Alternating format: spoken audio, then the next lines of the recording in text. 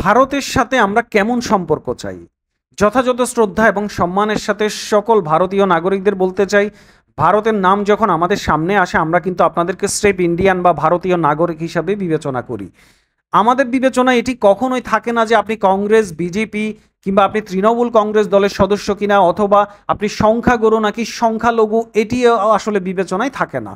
সম্পর্ক উন্নয়নের ক্ষেত্রে মূলত আমি যেমন আমার স্বার্থ এবং আমার দেশের স্বার্থের বিষয়ে সচেতন থাকব, ঠিক তেমনি আপনার ন্যায্য স্বার্থের বিষয়েও আমি সজাগভাবে আপনাকে গ্রহণ করতে হবে।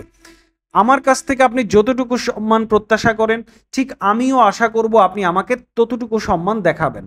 পারস্পরিক সম্পর্ক তৈরি, উন্নয়ন এবং টেকসইভাবে এগিয়ে নেয়ার ক্ষেত্রে একমাত্র গ্রহণযোগ্য রাস্তা হলো ন্যায্য ও সমান অধিকার। একটি উদাহরণ দিচ্ছি, মনে করুন আপনার ঘরের সদস্য হলো ৮ জন এবং আমি হলাম আপনার প্রতিবেশী। এখন প্রতিবেশী হিসাবে আমি যদি সবসময় উক্ত ৮ সদস্যের মধ্যে মাত্র ২ জন সদস্যের সাথে সম্পর্ক রাখতে চাই এবং তাদের সাথে খোশ গল্পে মত্ত থাকি, সো বাকি ৬ সদস্যের প্রতিক্রিয়া কি হবে? তারা কি আমাকে সহজভাবে গ্রহণ করবে নাকি তাদের সাথে আমার দূরত্ব তৈরি হবে? আপনারা নিশ্চয়ই জ্ঞানী মানুষ, আশা করি আমার বক্তব্যটি বুঝতে পেরেছেন। তো আপনাদের সবার জন্য শুভেচ্ছা। যে যেখানে আছেন সবাই ভালো থাকবেন। আপনাদের প্রত্যেকের ব্যক্তিগত নিরাপত্তা প্রত্যাশা করি। আসসালামু আলাইকুম।